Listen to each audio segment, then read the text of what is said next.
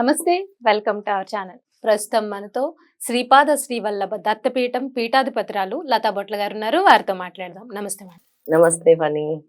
లత గారు, జనవరి 29న మౌని అమావాస్య, దీన్నే చొల్లంగి అమావాస్య అంటారు. కొన్ని ప్రాంతాల్లో తై అమావాస్య, తమిళనాడులో అయితే తై అమావాస్య అని వాళ్ళు చాలా గ్రాండ్ గా చేసుకుంటారు. సో మన సైడ్ చొల్లంగి చాలా ఫేమస్ అండి, ప్రసిద్ధి. చొల్లంగి అమావాస్య అని నదీ స్నానాలు అవి చేస్తూ ఉంటారు. ఈ అమావాస్యని ఎటువంటి పరిహారాలు పాటించడం వల్ల జీవితంలో సుఖశాంతులు కానీ, లేకపోతే అనారోగ్య సమస్యలు కానీ, లేకపోతే జీవితంలో అభివృద్ధి కోరుకునేవారు ఈ అమావాస్యని ఎలా వినియోగించుకోవాలంటారండి? ఈ మౌని అమావాస్య అనేది చాలా చాలా పవిత్రమైన రోజుగా భావిస్తారు. మన ప్రయాగరాజ్ మహాకుంభమేళాలో అందరు కూడా స్నానాలు చేస్తారు. ముఖ్యంగా ఈ మౌని అమావాస్య కోసం ఎదురు చూస్తున్నారు అసలు. ఎందుకంటే మన జాతక చక్రంలో ఉండేటువంటి దోషాలు తొలగించుకోవటం కోసం, పితృదోషాలు తొలగించుకోవటం కోసం, ఇలాంటి అంటే ముఖ్యమైన రోజులు మౌని అమావాస్య గాని ఇలాంటి తిథుల కోసం ఎదురు చూస్తూ ఉంటారు. ముఖ్యంగా మనలోని నెగిటివిటీని దూరం చేయడానికి ఈ అమావాస్య తిథి అనేది ముఖ్యమైన రోజుగా చెప్పుకోవచ్చు. మనలో ఉండే దోషాలను తొలగించుకోవటానికి, నెగిటివిటీని తీసేయటానికి, అలాగే పాజిటివిటీని ఆహ్వానించటానికి కూడా. చాలా మంది జాతక చక్రాల్లో రాహు వల్ల, శని వల్ల ఎక్కువ పితృదోషాలు ఏర్పడతాయి.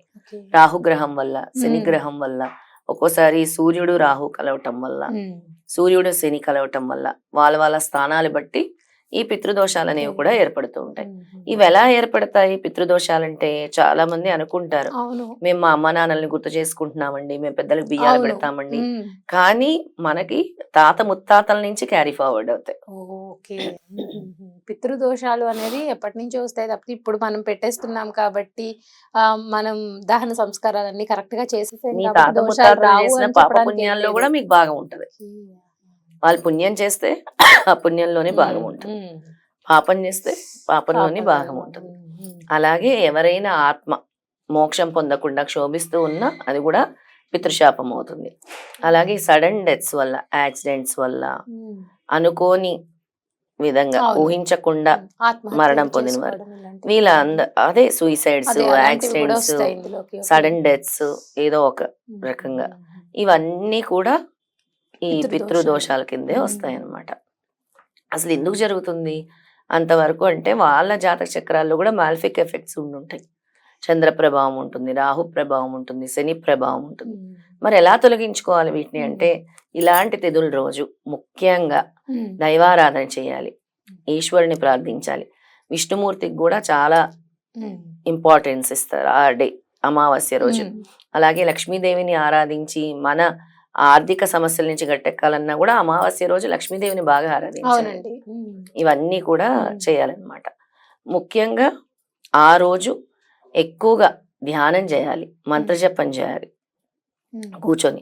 మౌని అమావాస్య కాబట్టి మౌనం వహించి దాన ధర్మాలు ఎవరైతే చేస్తారో వాళ్ళ పూర్వీకుల పేరు మీద, యాన్సెస్టర్స్ పేరు మీద, గతించిపోయిన వాళ్ళ పేరు మీద గనక చేస్తారో దాన ధర్మాలు, అత్యంత ఫలితాలు పొందుతారు. అంటే ఆ నెగిటివ్ ఎఫెక్ట్స్ అనేవి దూరం అవుతాయి అన్నమాట. ఏం చేయాలి దానము అని అంటే, పాలు దానం చేయొచ్చు ఆ రోజు. పాలు చేయొచ్చు, పంచదార చేయొచ్చు, నల్లటి దుప్పట్లు చేయొచ్చు, శనీశ్వరుడు అనుగ్రహం కావాలంటే నల్లటి దుప్పట్లు చేయొచ్చు, ఇవన్నీ కూడా చేయొచ్చు. పళ్ళు చేయొచ్చు, ఫ్రూట్స్ చేయొచ్చు, ఇవన్నీ ఆ రోజు దానం చేయొచ్చు అమావాస్య రోజు. వీటితో పాటు ఇంకా దోష నివృత్తి అవ్వాలి అంటే, నల్ల చీమలకి ఆహారంగా గోధుమ పిండిలో పంచదార కలిపి లేదా బియ్య పిండిలో పంచదార కలిపి, మీకు ఎక్కడైతే కింద ఒకవేళ అపార్ట్మెంట్లో ఉంటే కింద మొక్కలు ఉంటాయి కదా, వెళ్ళి చీమలకు ఆహారం వేసి రావాలి. దానివల్ల కూడా చాలా వరకు ఈ పితృదోషాలు అంటే ఈ శాపాలు అనేవి కొంతవరకు ఉపశమనం పొందొచ్చు. అలాగే రావి చెట్టు ఎక్కడైతే ఉంటుందో అమావాస్య రోజు ఎవరైతే వెళ్ళి రావి చెట్టుకు పూజ చేసి అక్కడ దీపం వెలిగించుకొని 108 ప్రదక్షిణాలు చేస్తారో కొంతవరకు ఈ దోషాల నుంచి బయటపడతారు అమావాస్య రోజు. అమావాస్య రోజు అనేది స్పిరిచువల్ గా మీరు ముందుకెళ్లాలన్నా కూడా అమావాస్య రోజు ఎక్కువ ఫలితాన్ని ఇస్తుంది అనమాట. అంటే అస్సలు కాదు, తమిళనాడు సైడ్ అందరు అమావాస్య రోజే శుభముహూర్తాలు అనుకొని అన్ని కొత్తగా ప్రారంభిస్తారు అమావాస్య రోజు. అలా ఏమి ఉండదు. చాలా మందికి లక్ష్మీదేవిని అందుకే ఆ రోజే పూజించాలి, చీకటిలో నుంచి వెలుగులు రావాలని పూజించాలి. మళ్ళీ మరి నిజమేగా మీరు అన్నట్టు దీపావళి అమావాస్య మళ్ళీ మనం అది పండుగ మరి దీపావళి చేసుకుంటాం అమావాస్య చక్కగా. చేసుకుంటున్నాం అవును, పండుగ, చేసుకుంటాం. లక్ష్మీదేవి పూజగా చేస్తున్నాం. ఆ విధంగా అమావాస్య చేసుకోవాలి. ఎక్కువగా పితృదేవతలను గుర్తు చేసుకోవాలి. ఓకే. పితృశాపాల నుంచి పితృదేవత విముక్తి ఆరాధన కల్పించాలి. ఎక్కువ ఉండాలి అంటే ఆ పాపం రోజు. వీటి వల్ల చాలా మంది పిల్లలు కూడా ఉమ్. ప్రాబ్లమ్స్ తో పుడుతున్నారు. చాలా మంది అవును. ఎందుకు అమ్మ మాకు ఈ బాధ మేము భరించలేకపోతున్నాం, మాకు ఎందుకు ఇలా పుట్టారు ఈ ఉమ్. పిల్లలని బాధపడుతూ ఉంటారు. కొంతమంది ఫిజికలీ ఛాలెంజ్, కొంతమంది మెంటలీ రిటార్డెడ్, కొంతమందికి ఆటిజము, కొంతమందికి మాటలు రాకపోవటము, అవును. చాలా మంది కూడా ఇలాంటి రకరకాల సమస్యలతో ఉమ్. బాధపడుతూ ఉంటారు. అలాంటి వాళ్ళందరూ కూడా ఇలాంటి రోజు, ఉమ్. ఈ మౌని అమావాస్య లాంటి రోజున చక్కగా వినియోగించుకొని ధ్యానం చేయాలి, మంత్రజపం చేయాలి, దాన ధర్మాలు చేయాలి, ఉమ్. నదీ స్నానాలు చేయాలి. మన చొల్లంగి ఉమ్. అమావాస్య అంటే సప్తసాగర యాత్ర అని ఉంటుంది. ఉమ్. లాస్ట్ వాళ్ళు మొదలుపెట్టి ఈ మౌని అమావాస్య రోజుతో ముగిస్తారనమాట. ఓహో. ఆ చొల్లంగి అనే గ్రామంలో ఉమ్. అక్కడ స్నానం చేస్తారు. ఉమ్. అది కూడా అది మన ఆంధ్రప్రదేశ్ లో ఉంది. అవునండి, అవును. చాలా మంది మహాకుంభమేళాకి వెళ్ళాలనుకున్న వాళ్ళు వెళ్ళి ఆ రోజు అక్కడ చేస్తారు. స్నానం ఓకే. చేస్తారు. ఉమ్. అలా నదీ స్నానం చేస్తే మంచిది. నదీ స్నానం చేయలేకపోతే నదులను అన్నిటినీ గుర్తు చేసుకొని ఉమ్. గంగా, యమున, సింధు, కావేరి, నర్మదా జలస్మిన్ సన్నిధం కురు ఉమ్. అని తలుచుకొని స్నానం ఆచరించాలి ఆ రోజు. ఓకే. ఉమ్. ఉమ్. ఆ విధంగా ఈ ఉమ్. అమావాస్యని వినియోగించుకోవాలి.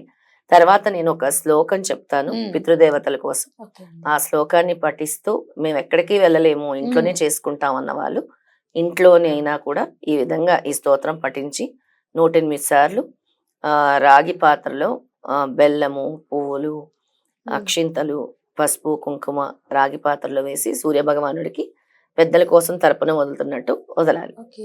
ఉమ్. ఆ ఉమ్. స్తోత్రాన్ని ఈ స్తోత్రం చదువుతూ. తర్పణాలు వదిలేసి తర్వాత స్తోత్రం జపం చేసుకోవాలి 108 సార్లు. ఆ స్తోత్రము చక్కగా ఆ రోజు ఉదయాన్నే మీరు చదువుకోవాలి.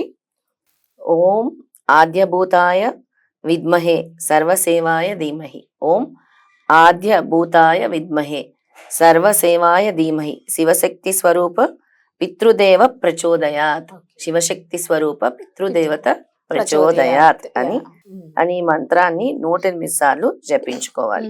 అప్పుడు వీళ్ళకి వంశపారంపర్యంగా వస్తున్న దోషాలు, చాలా మందికి ఏంటి మాకు ఇన్ని తరాల నుంచి, 2 తరాల నుంచి, 3 తరాల నుంచి కూడా వస్తున్న దోషాలు కూడా వంశపారంపర్యంగా వస్తున్న దోషాలు కూడా తొలగిపోతాయి. కొంతమంది చెప్తూ ఉంటారు కదండి, మాకు తరతరాలు ఈ శాపం ఉందండి అంటారు. అలాంటి వాళ్ళు కూడా ఈ రెమెడీ చేయొచ్చు కదా? చేయొచ్చు.